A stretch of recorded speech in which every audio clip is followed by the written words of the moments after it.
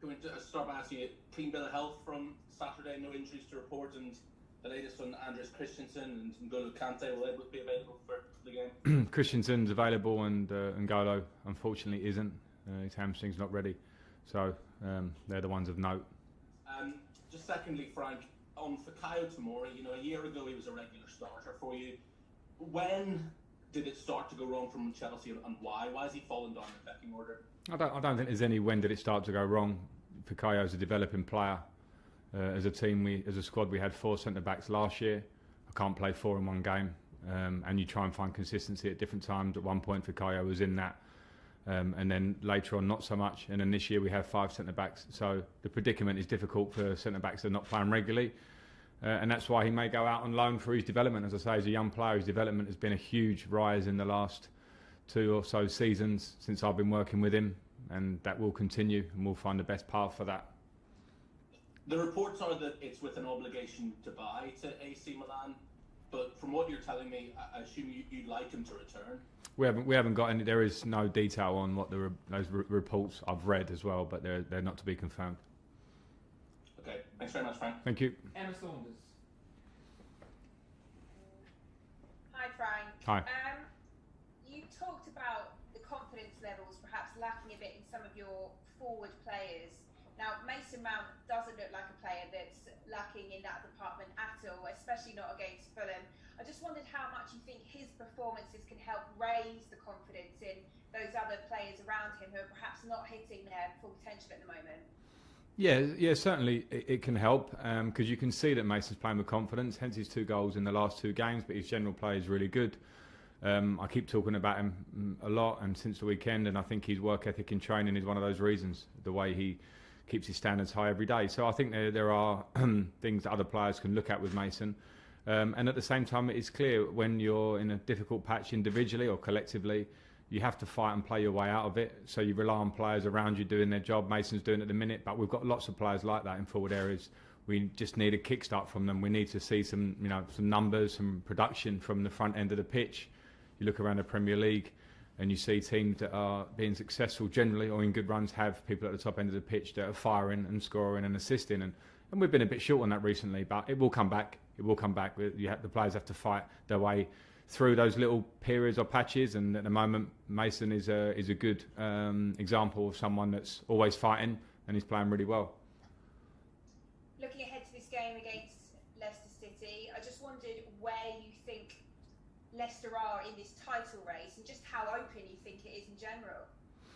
Yeah, I mean, they're in it for sure. The way they're playing, the results they get in their position in the league, it's clear. It's the same as last season. We managed to get above Leicester at the back end of the season, but it was a big ask for us because they're a very good team with very good individuals. We know that, and a really good manager, a really good coach in Brendan. So they're in the race. There are others that are in the race. We have to not consider too much the race as it stands at the minute, and consider ourselves. Consider, can we get a result against Leicester, who are a competitor up there. And then see, can we get wins together that will propel us back up to where we want to be. But the race is relatively open, especially in comparison probably to recent years, I suppose. Just finally, from me, going back to these confidence levels, what would a win do against Leicester for those levels within the squad and the feeling in the camp? Yeah, it would help. It would certainly help because Leicester are a quality team who are getting results, as I just said. So it would help. But we're not the only team in that position. You look around at top teams. Examples yesterday of teams that come off it a bit, or certain elements or parts of the team are not firing, and it's hard to win games in this league. So I don't want to lean too much on our own confidence. It's a part of the picture at the moment, but for me, the work ethic and the team really being focused is just as important as the confidence, because the quality in the team is there, the potential is there, and it will be unlocked. It's just making sure for a tough moment that we do all the right things to get it back from where it may have been. John Southall, BBC 5 Live. Hi, Frank. Hi, John. On Leicester, their form this season suggests that actually you're possibly better playing them away from home. I don't know. I think maybe on form. I don't think form or those sort of things directly relate. Sometimes it's type of teams that want to have possession, want to counter attack, want to sit deep. And I think Leicester and in Brendan, they have capability to do both as a team. So I'm not considering that too much.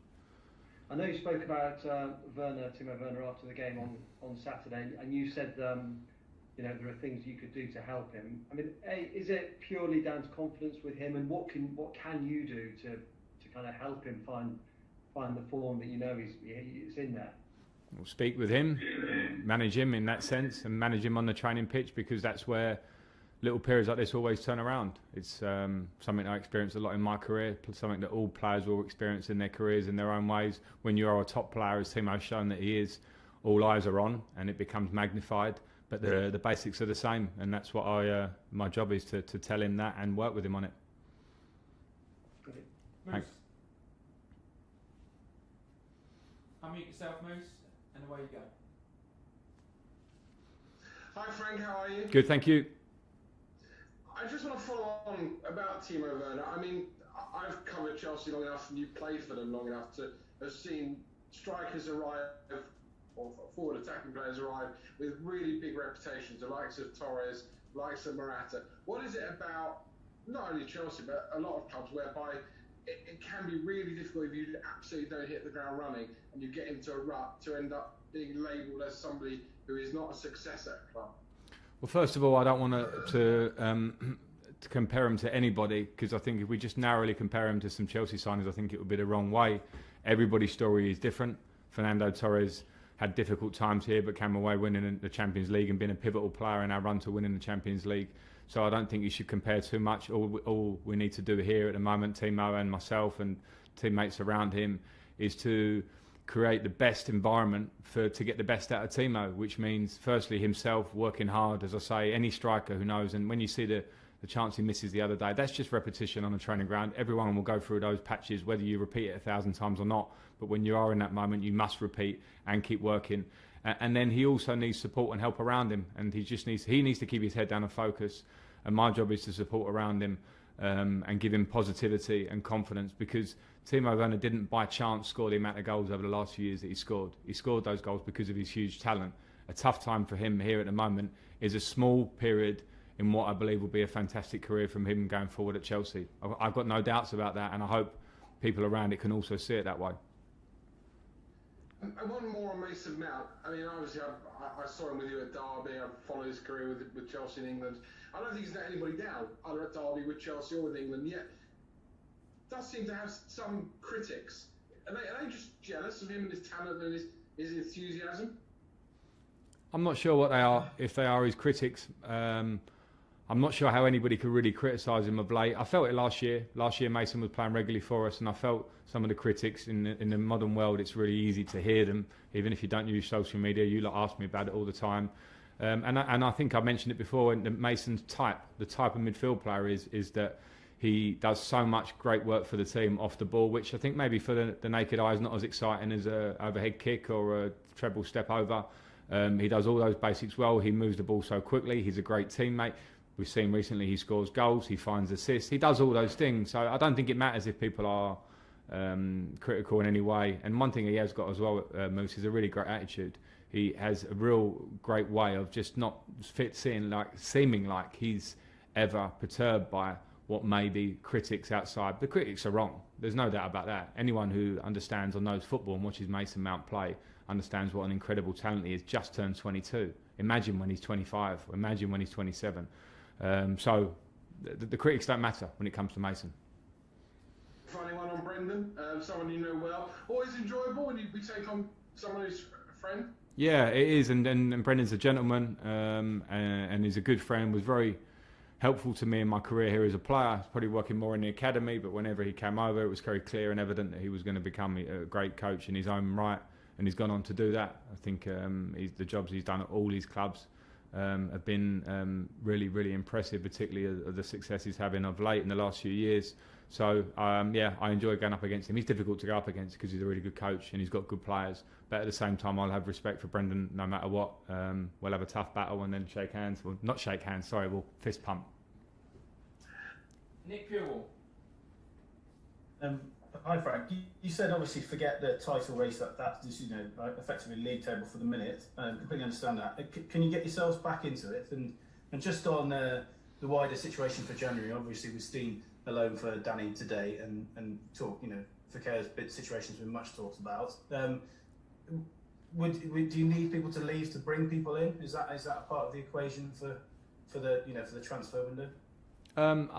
Again, the reason I say about the title race, I don't want to go that far, so it doesn't matter to say whether we can get back in it or not. At the moment, we just need to consider the games in front of us and try and win them and try and push ourselves steadily up the table. We're not in a bad position. We've had a bad short period of form.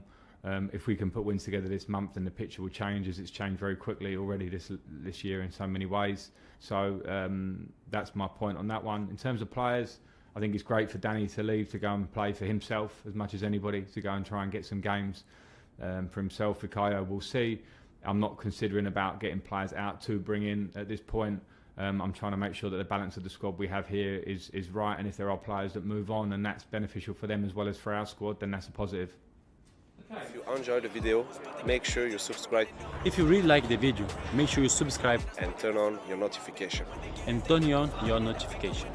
For more videos, click here, and to subscribe, click here.